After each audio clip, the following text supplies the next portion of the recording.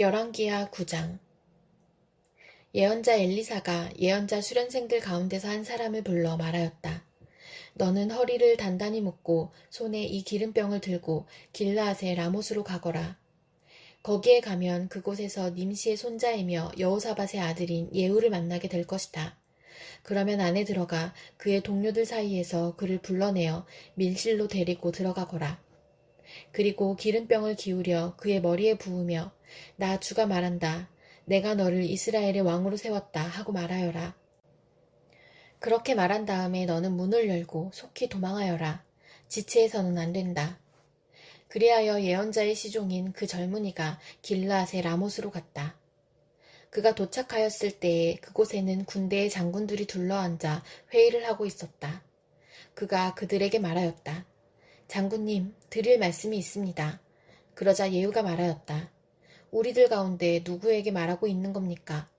그 시종이 말하였다. 바로 장군님께 말씀을 드리고 있습니다. 예후가 일어나서 집 안으로 들어가자 예언자의 시종인 그 젊은이는 그의 머리에 기름을 부으며 말하였다. 나 주 이스라엘의 하나님이 말한다. 내가 너에게 기름을 부어 주님의 백성 이스라엘의 왕으로 세웠다.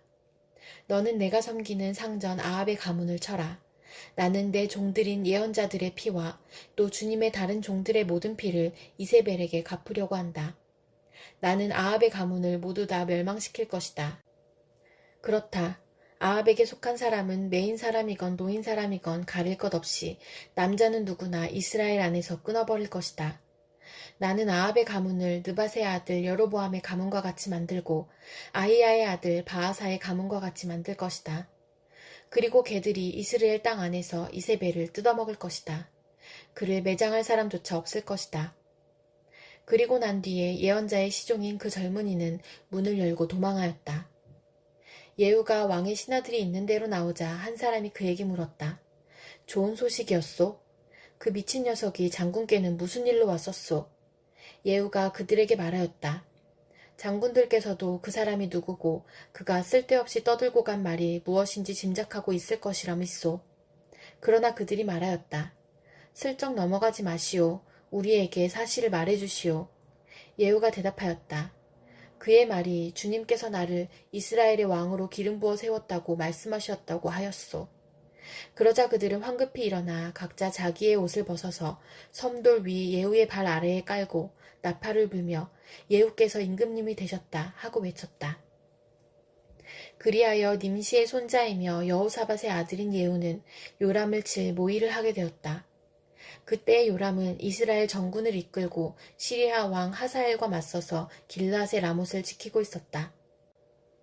요람 왕이 시리아 왕 하사엘과 싸울 때 시리아 사람에게 다친 상처를 치료하려고 이스라엘로 돌아와 있을 때였다.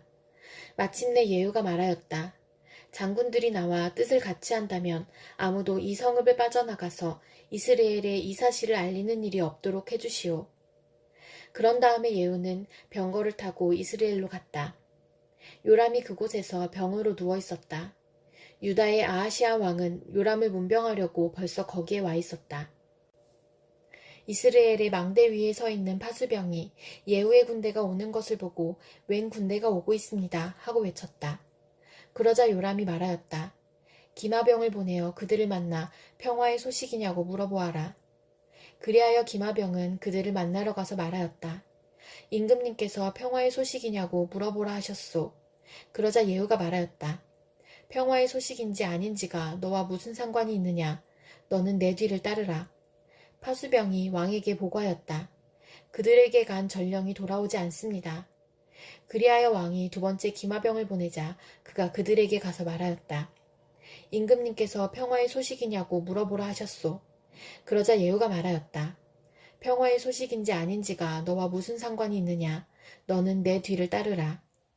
파수병이 왕에게 또 보고하였다. 그들에게 간 전령이 또 돌아오지 않습니다. 그런데 미친 듯이 말을 모는 모습이 님시의 아들 예후와 비슷합니다. 이 말을 듣자 요람은 병거를 준비하라 하고 명령하였다. 병거를 준비하니 이스라엘 왕 요람과 유다 왕 아하시아가 각각 자기의 병거를 타고 예후를 만나러 나가서 이스라엘 사람 나봇의 땅에서 그를 만났다. 요람이 예후를 보고 예후 장군 평화의 소식이요? 하고 물었다. 예후는 당신의 어머니 이세벨이 저지른 음행과 마술 행위가 극에 달하였는데 무슨 평화가 있겠소? 하고 대답하였다. 요람이 그의 손에 쥔 말굽비를 급히 돌려 도망하면서 아하시아에게 소리쳤다. 아하시아 임금님, 반역이요. 예후가 힘껏 활을 당겨 요람의 등을 겨누어 쏘자 화살이 그의 가슴을 꿰뚫고 나갔다. 그는 병거 바닥에 엎드러졌다. 예후가 요람의 빚갈 시종 무관에게 말하였다. 그 주검을 들고 가서 이스라엘 사람 나봇의 밭에 던지시오. 당신은 나와 당신이 그의 아버지 아합의 뒤에서 나란히 병거를 타고 다닐 때에 주님께서 그를 두고 선포하신 말씀을 그대로 기억할 것이요. 주님께서 아합에게 내가 어제 나봇과 그의 아들들이 함께 흘린 피를 분명히 보았다. 바로 이 밭에서 내가 너에게 그대로 갚겠다. 이것은 나 주의 말이다. 하고 말씀하셨소. 이제 당신은 그 주검을 들고 가서 주님의 말씀대로 그 밭에 던지시오. 유다의 아하시아 왕은 이것을 보고 베타간으로 가는 길로 도망하였으나 예후가 그의 뒤를 추적하며 저자도 죽여라 하고 외치니 이블라함 북은 구루 오르막길에서 예후의 부하들이 병거에 타고 있는 아하시아를 찔러 상처를 입혔다. 그는 무기토까지 도망하여 그곳에서 죽었다. 그의 부하들이 그를 병거에 실어 예루살렘으로 운반하고 그를 다윗성에 있는 그의 조상들의 묘지에 함께 장사 지냈다. 아합의 아들 요람 왕 제11년에 아하시아가 유다를 다스리는 왕이 되었다. 예후가 이스라엘에 이르렀을 때에 이세벨이 이 소식을 듣고 눈화장을 하고 머리를 아름답게 꾸미고는 창문으로 내려다보았다. 예후가 문 안으로 들어오자 이세벨이 소리쳤다. 제 주인을 살해한 시무리 같은 자야. 그게 평화냐? 예후가 얼굴을 들어 창문을 쳐다보며 소리쳤다. 내 편이 될 사람이 누구냐? 누가 내 편이냐? 그러자 두세 명의 내관이 그를 내려다보았다. 예후가 그들에게 명령하였다. 그 여자를 아래로 내던져라. 그들이 그 여자를 아래로 내던지니 피가 벽과 마레게까지 튀었다. 예후가 탄 말이 그 여자의 주검을 밟고 지나갔다. 예후가 궁으로 들어가서 먹고 마시다가 말하였다. 이제 저 저주받은 여자를 찾아다가 장사를 지내주어라.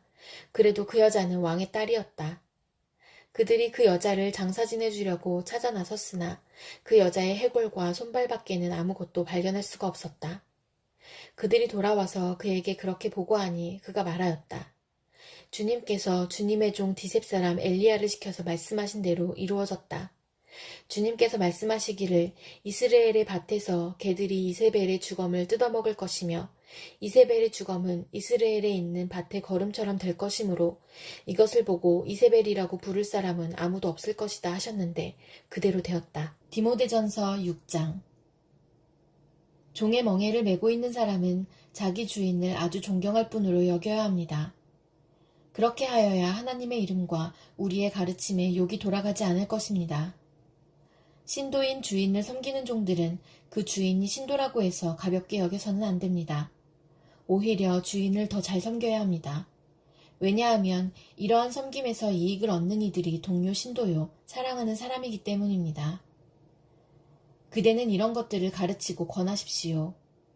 누구든지 다른 교리를 가르치며 우리 주 예수 그리스도의 건전한 말씀과 경건에 부합되는 교훈을 따르지 않으면 그는 이미 교만해져서 아무것도 알지 못하면서 논쟁과 말다툼을 일삼는 병이 든 사람입니다.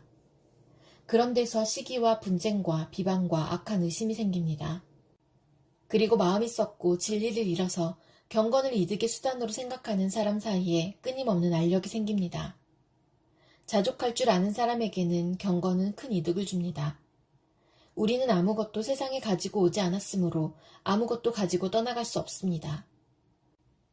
우리는 먹을 것과 입을 것이 있으면 그것으로 만족해야 할 것입니다. 그러나 부자가 되기를 원하는 사람은 유혹과 올무와 여러 가지 어리석고도 해로운 욕심에 떨어집니다. 이런 것들은 사람을 파멸과 멸망에 빠뜨립니다. 돈을 사랑하는 것이 모든 악의 뿌리입니다. 돈을 쫓다가 믿음에서 떠나 헤매기도 하고 많은 고통을 겪기도 한 사람이 더러 있습니다. 하나님의 사람이여, 그대는 이 악한 것들을 피하십시오. 의와 경건과 믿음과 사랑과 인내와 온유를 쫓으십시오. 믿음의 선한 싸움을 싸우십시오. 영생을 얻으십시오. 하나님께서는 영생을 얻게 하시려고 그대를 부르셨고 또 그대는 많은 증인들 앞에서 훌륭하게 신앙을 고백하였습니다. 나는 만물에게 생명을 주시는 하나님 앞과 본디오 빌라도에게 훌륭하게 증언하신 그리스도 예수 앞에서 그대에게 명령합니다. 그대는 우리 주 예수 그리스도께서 나타나실 때까지 그 계명을 지켜서 흠도 없고 책망받을 것도 없는 사람이 되십시오. 정한 때가 오면 하나님께서 주님의 나타나심을 보여주실 것입니다. 하나님은 찬양받으실 분이시요 오직 한 분이신 통치자이시요 만왕의 왕이시요 만주의 주이십니다. 오직 그분만이 죽지 않으시고 사람이 가까이 할 수 없는 빛 속에 계시고 사람으로서는 본 일도 없고 또 볼 수도 없는 분이십니다. 그분에게 존귀와 영원한 주권이 있기를 빕니다. 아멘. 그대는 이 세상의 부자들에게 명령하여 교만해지지도 말고 덧없는 재물에 소망을 두지도 말고 오직 우리에게 모든 것을 풍성해 주셔서 즐기게 하시는 하나님께 소망을 두라고 하십시오. 또 선을 행하고 좋은 일을 많이 하고 아낌없이 베풀고 즐겨 나누어 주라고 하십시오. 그렇게 하여 앞날을 위하여 든든한 기초를 스스로 쌓아서 참된 생명을 얻으라고 하십시오. 디모데여, 그대에게 맡긴 것을 잘 지키십시오. 속된 잡담을 피하고 거짓 지식의 반대 이론을 물리치십시오. 이 반대 이론을 내세우다가 믿음을 잃은 사람도 덜어 있습니다. 은혜가 여러분과 함께 있기를 바랍니다. 호세아 1장. 주님께서 부에리의 아들 호세아에게 주신 말씀이다. 때는 우시아와 요담과 아하스와 히스기야 왕이 이어서 유다를 다스리고 요아스의 아들 여로보암 왕이 이스라엘을 다스리던 때이다. 주님께서 처음으로 호세아를 시켜 이스라엘 사람들에게 말씀하실 때에 주님께서는 호세아에게 다음과 같이 말씀하셨다. 너는 가서 음란한 여인과 결혼하여 음란한 자식들을 낳아라. 이 나라가 주를 버리고 떠나서 음란하게 살고 있기 때문이다. 호세아가 가서 디블라임의 딸 고멜과 결혼하였다. 고멜이 임신하여 호세아의 아들을 낳았다. 주님께서 호세아에게 말씀하셨다. 그의 이름을 이스르엘이라고 하여라. 이제 곧 내가 예후의 집을 심판하겠다. 그가 이스라엘에서 사륙한 죄를 물어서 이스라엘 왕조를 없애겠다. 또 그날에 내가 이스라엘 평원에서 이스라엘의 화를 꺾겠다. 고멜이 다시 임신하여 딸을 낳았다. 이때에 주님께서 호세아에게 말씀하셨다. 그 딸의 이름은 로루하마라고 하여라. 내가 다시는 이스라엘 족속을 불쌍히 여기지도 않고 용서하지도 않겠다. 그러나 유다 족속은 내가 불쌍히 여기겠다. 그들의 주 나 하나님이 직접 나서서 그들을 구출하겠다. 그러나 내가 그들을 활이나 칼이나 전쟁이나 군마나 기마병으로 구출하는 것이 아니다. 로루하마가 젖을 뗄 때에 고멜이 다시 임신하여 아들을 낳았다. 주님께서 말씀하셨다. 그의 이름을 로암미라고 하여라. 너희가 나의 백성이 아니며 나도 너희의 하나님이 아니기 때문이다. 그러나 이스라엘 자손의 수가 바닷가의 모래처럼 많아져서 얼마나 되는지 아무도 되어보거나 세어볼 수 없을 때가 올 것이다. 그때가 되면 사람들이 너희를 로암미라고 부른 땅에서 살아계신 하나님의 자녀라고 부를 것이다.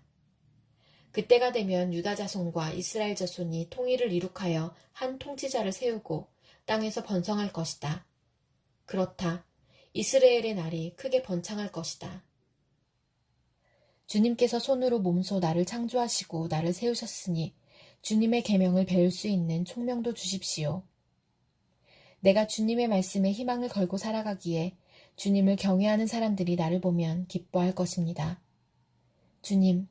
주님의 판단이 옳은 줄을 나는 압니다. 주님께서 나에게 고난을 주신 것도 주님께서 진실하시기 때문이라는 것을 나는 압니다.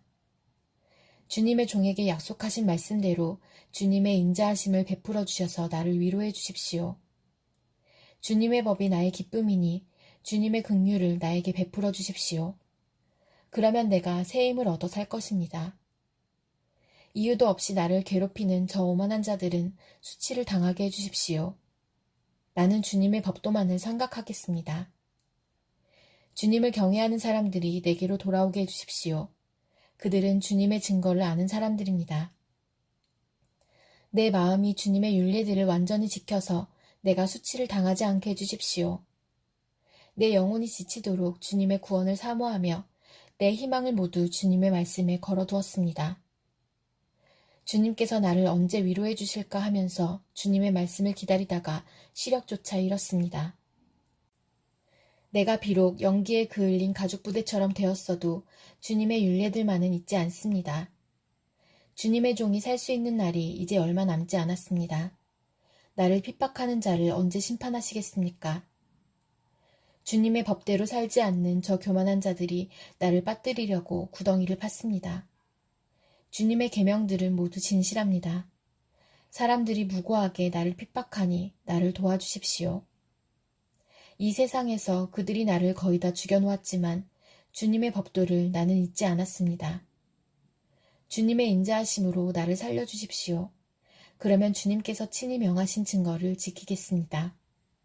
주님, 주님의 말씀은 영원히 살아있으며 하늘에 굳건히 자리 잡고 있습니다. 주님의 성실하심은 대대에 이릅니다. 땅의 기초도 주님께서 놓으신 것이기에 언제나 흔들림이 없습니다. 만물이 모두 주님의 종들이기에 만물이 오늘날까지도 주님의 규례대로 흔들림이 없이 서 있습니다. 주님의 법을 내 기쁨으로 삼지 아니하였더라면 나는 고난을 이기지 못하고 망하고 말았을 것입니다. 주님께서 주님의 법도로 나를 살려주셨으니 나는 영원토록 그 법도를 잊지 않겠습니다. 나는 주님의 것이니 나를 구원하여 주십시오. 나는 열심히 주님의 법도를 따랐습니다. 악인들은 내가 망하기를 간절히 바라지만 나는 주님의 교훈만을 깊이 깊이 명심하겠습니다. 아무리 완전한 것이라도 모두 한계가 있다는 것을 알았습니다. 그러나 주님의 계명은 완전합니다.